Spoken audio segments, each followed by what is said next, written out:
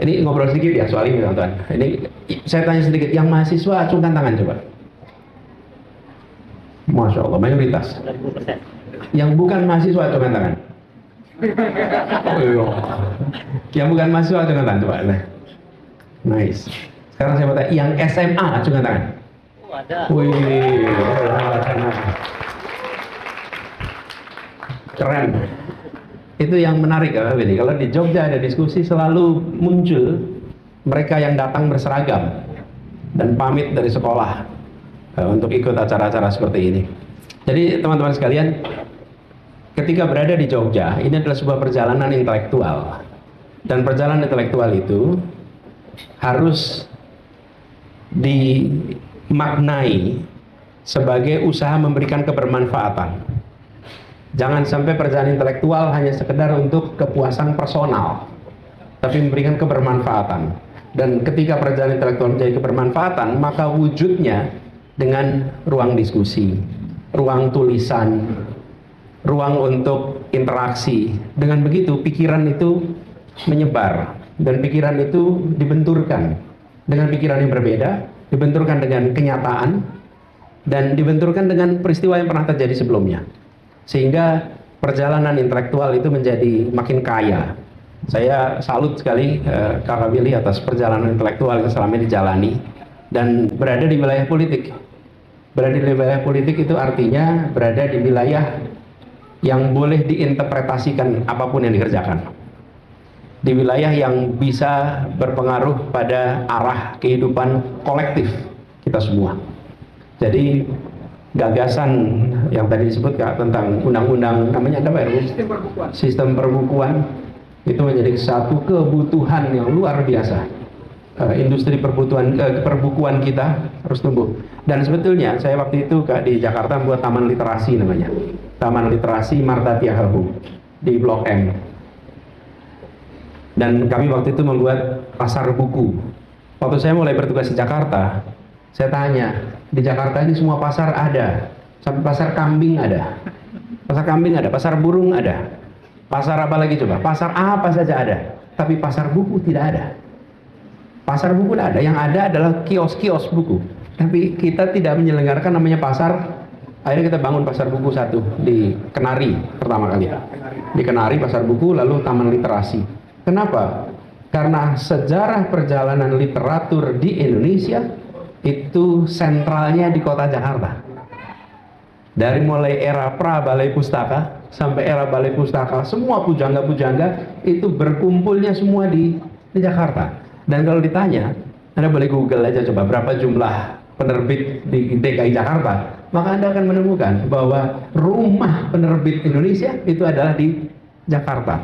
Dan Jakarta alhamdulillah jadi City of Literature di tahun 2022 kemarin. Jadi kita merasa bahwa literatur cermin peradaban dan harus itu dihidupkan. Jadi kali ini saya tak bisa menutupi perasaan ini, Bung Taufik, perasaan bahagia ini bahwa di sini ditumbuhkan ruang literasi. Insya Allah ini menjadi tempat di mana benih-benih gagasan berkembang dan berdampak untuk masa depan Republik Indonesia tercinta kita. Nah, yang kedua, saya senang sekali kembali ke sini. Terima kasih dibilang welcome home. Ya, ini welcome home. Rumah saya Jalan Kaliurang KM5. Jadi acaranya namanya Ruang Literasi Kaliurang gitu. Perasaan familiar sekali nama ini gitu. Rumah saya di sana dan sebetulnya Kak Billy, kemah saya pertama kali itu di samping Pondok Pandanaran. Itu kemah pertama kali saya. Jadi kelas 5 SD, rombongan rame-rame lalu kita berkemah di dekat sini. Inilah ruang tempat masa kecil kami. Terima kasih dibawa pulang kami ke Jogja. Nah, temanya berat, teman-teman. Temanya berat, nggak bisa dipungkiri. Tema ini tema berat, teman-teman. Dan kalau lihat Kakak Willy ini temanya cerdas nih, kota dan krisis ekologi. Jadi barangkali kita sudah masuk fase malapetaka ekologi. Sudah bukan lagi climate change, bukan lagi climate crisis, tapi climate disaster. Saking kita ini sudah masuk ke fase ekstrim. Betapa dua eko ini tak bersahabat. Namanya ekologi dan ekonomi. Dua eko tidak bersahabat betul.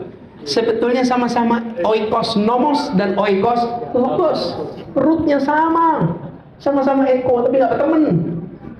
Yang ekonomi meningkatkan kesejahteraan untuk manusia saja. Ya, yang ekologi bicara tentang semua makhluk yang ada di bumi ini. Sambil ada mindset kita yang bicara tentang selamatkan bumi. Save our planet, save our earth. Ini kalau bumi bisa ngomong, dia akan bilang sombong bener kalian itu. Sombong bener kalian itu.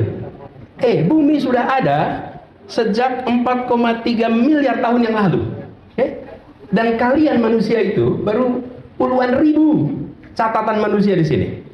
Jadi sebetulnya kita bukan save our planet. Kita harus bicara menyelamatkan makhluk yang ada di muka bumi. Bumi sudah pernah mengalami suhu paling ekstrim.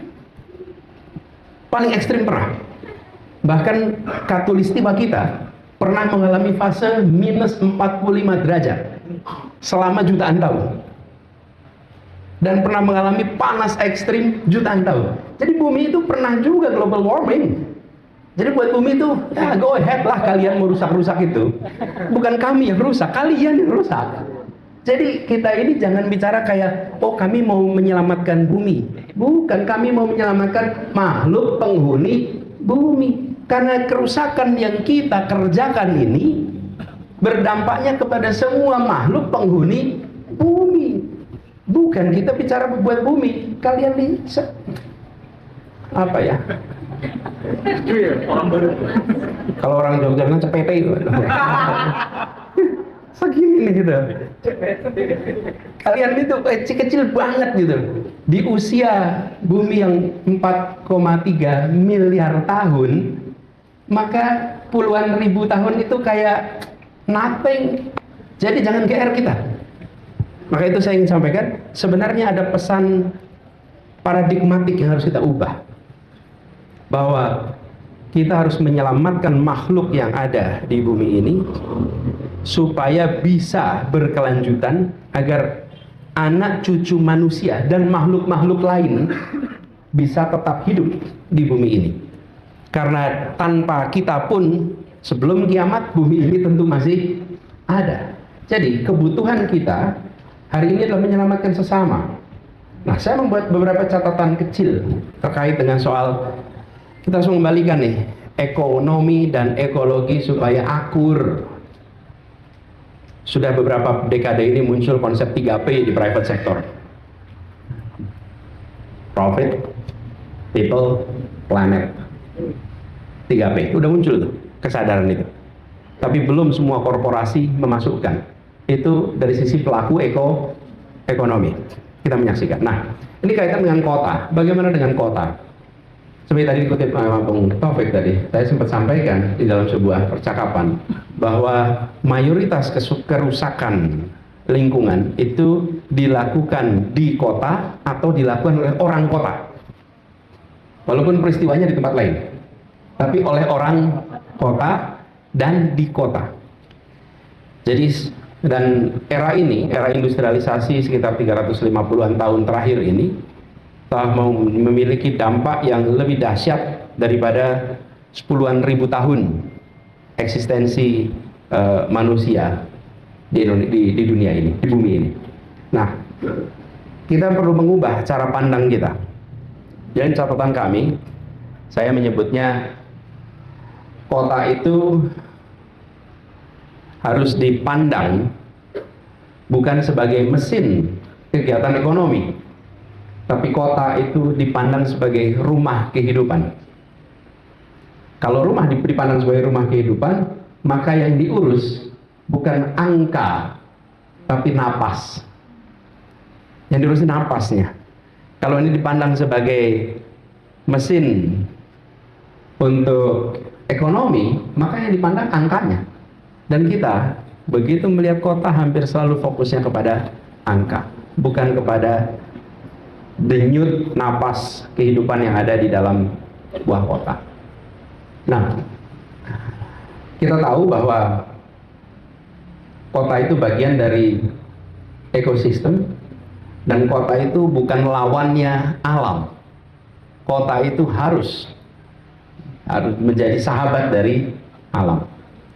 Jadi ketika mindsetnya itu diubah, maka turunannya itu berubah, teman-teman. Turunannya berubah. Saya termasuk yang meyakini, teman-teman, bahwa kalau kita mengurus sesuatu, itu sama seperti kita memimpin sesuatu. Mengurus itu memimpin sesuatu. Kalau memimpin sesuatu, sebelum sampai kepada karya, itu harus ada gagasan. Gagasan itu ada nilai. Lalu diturunkan menjadi narasi. Setelah ada narasi, baru jadi karya. Tapi kalau hanya karya saja, tanpa narasi, tanpa gagasan, maka biasanya dia tak memiliki arah yang bisa dijelaskan. Dan kalau dalam negara yang demokrasi, karya saja, tanpa narasi, tanpa gagasan, maka dia biasanya anti kritik. Ya betul. Kenapa anti kritik? Karena nggak ada gagasannya, nggak ada narasinya. Kenapa bangun ini? Ya karena saya pengen bangun ini. Sering nggak ketemu begitu? Iya. Kenapa? Ya karena saya mau bangun ini gitu. Anda bangun ini tuh harus punya gagasan, harus punya narasi. Dengan begitu Anda bisa menjawab semua pertanyaan dan bisa menjawab semua perdebatan. Yang takut debat berarti tidak bawa gagasan. Yang takut debat berarti tidak bawa narasi. Kalau bawa gagasan narasi pasti nggak akan takut debat. Nah, teman-teman, dengan adanya kota sebagai simpul tempat kita berkehidupan, lebih dari sekedar berekonomi, maka semua kebijakan turunannya menjadi kebijakan bersahabat. Ini teman-teman, apalagi kalau kita lihat apa yang membuat sebuah tempat itu menjadi kota bagi manusia. Sebuah tempat jadi desa, desa akhirnya jadi kota. Apa hal pertama yang harus ada? Apa, tante? Manusia, tentulah, setuju. Tapi kenapa manusia kemudian berkumpul dan jadi desa, lalu jadi kota? Harus ada apa di situ? Harus ada air. Air. Tidak ada air, tidak ada. Teman-teman buka Google Map, oke? Google Map-nya, hilangin satelitnya, lalu Anda pasang cukup dengan namanya default, oke? Hilangkan semua, lalu lihat kota Jogja, isinya aliran air semua. Coba Anda perhatikan, coba buka sama-sama. Punya Google Map kan? Coba Anda zoom tempat ini, kelihatan garis-garisnya apa itu? Sungai semua bukan? Exactly. Kawasan ini, Jogja, Magelang adalah Magelang itu kota tertua di Nusantara. Kota paling tua di Nusantara itu Magelang. Itu dibangun karena ada pasokan air. Mekah karena ada sumur Zam-Zam. Semua. Kota London karena ada sungai. Semua harus ada sungai. Jadi kalau ada orang bikin kota di tempat yang tidak ada airnya, berarti dia tidak menghormati ilmu pengetahuan dari orang tua kita semua.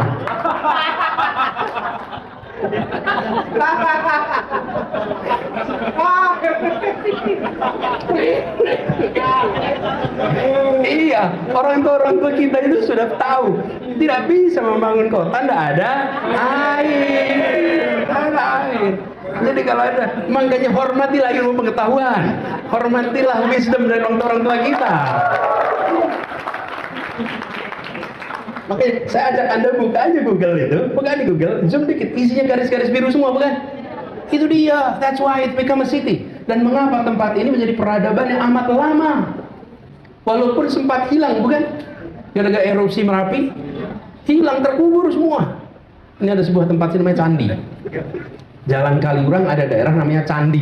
Dan kita semua termasuk saya masa kecil itu nggak tahu kenapa kok dikasih nama Candi. Wah, nggak ada candinya. Sampai UI buka kampus.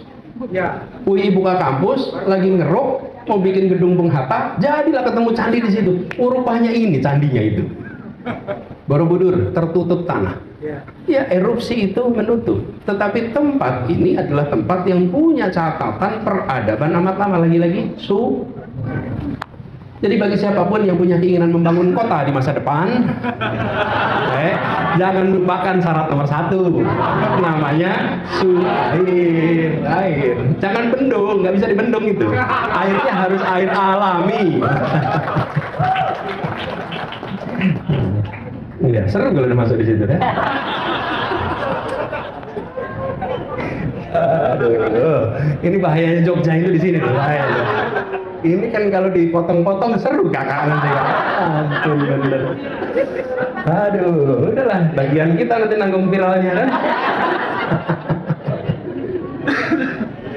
Jadi sampai mana tadi kita ngomonginnya? Nah itu, jadi karena syarat pertama kali itu adalah kota itu air. Artinya kita bicara tentang ekologi, bukan?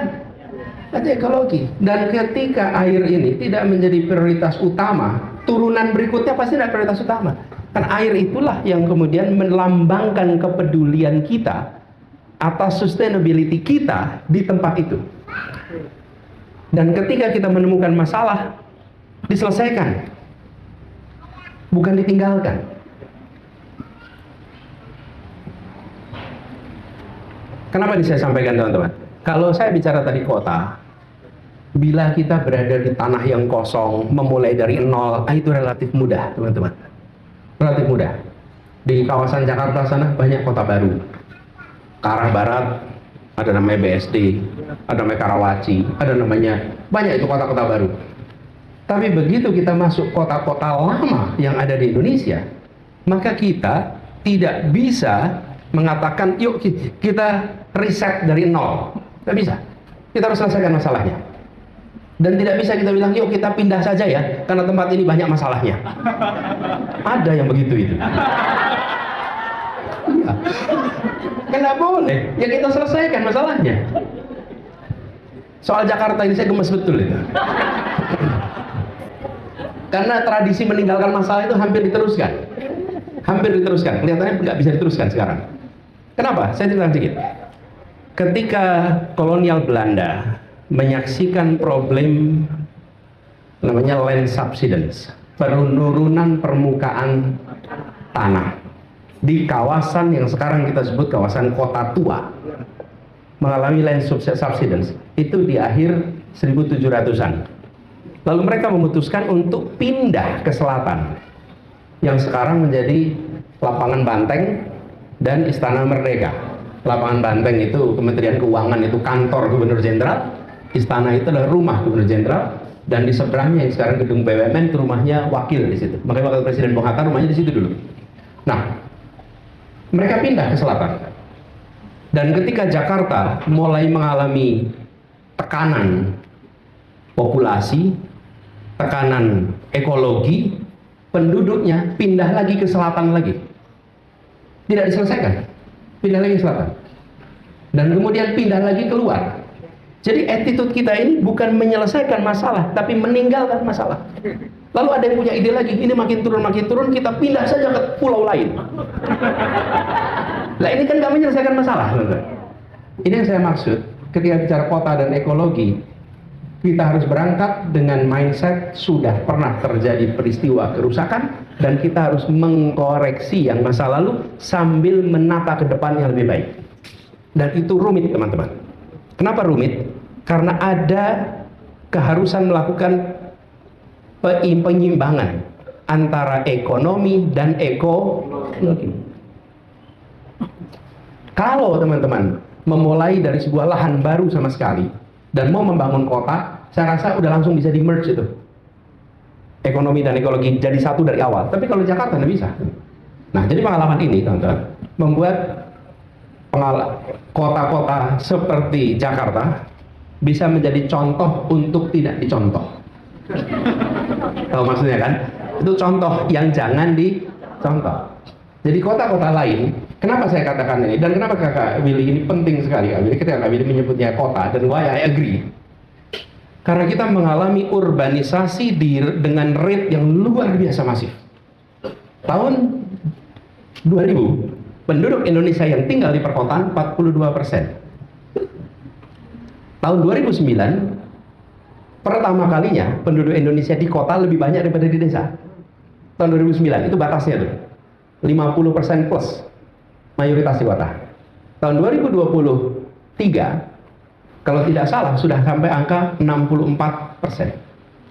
Jadi, prediksi dulu bahwa Indonesia akan memiliki 75% penduduk di kota by 2050 nampaknya akan terjadi lebih awal. Kalau diprediksikan 75% di tahun 2050. Kita akan menyaksikan kota tumbuh dan membesar dan penduduknya lebih banyak mungkin 2030-an. 2030, 35 kita akan menyaksikan 75% penduduk di kota. Nah, ketika pertumbuhan kota tidak dirancang sebagai sebuah ekologi, maka kita akan mengulang problem yang ada di Jakarta. Itulah sebabnya saya katakan ini contoh untuk tidak, nah, tapi jangan segini kutipannya nanti ya. Ini mantan gubernur dimarahin orang nanti. Jadi, tapi dalam artian kita refer itu the don'ts, ada don'ts-nya, ada do-nya, ada don'ts-nya. Apa yang jangan dicontoh? Yang terkait dengan bagaimana kita menata dari mulai tata ruang sampai dengan pengaturan mobilitas penduduk. Saya sampai bawa di sini kakak tentang tata ruang itu. Tata ruang kita harus diubah sehingga dia lebih ramah pada lingkungan. Saya sampai pernah melakukan studi apabila rencana tata ruang New York dan rencana tata ruang Singapura diadopsi di Jakarta, berapa persen lahan Jakarta yang digunakan untuk bangunan? Saya lihat angkanya biar nggak salah. Ketika kita menggunakan tata ruang mereka untuk di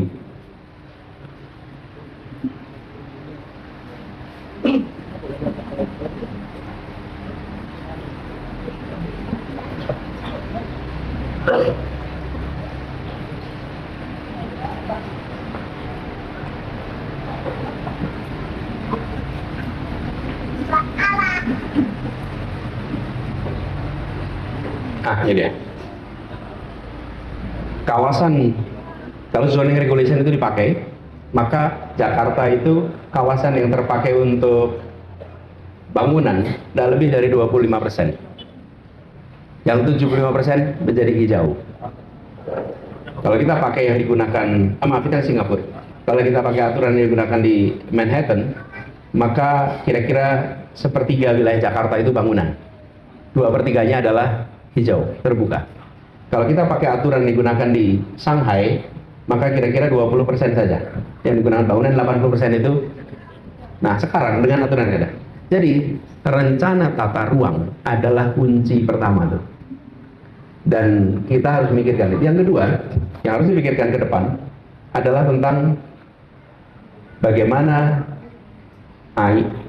air, udara itu terkelola sebagai satu sistem yang sustainable.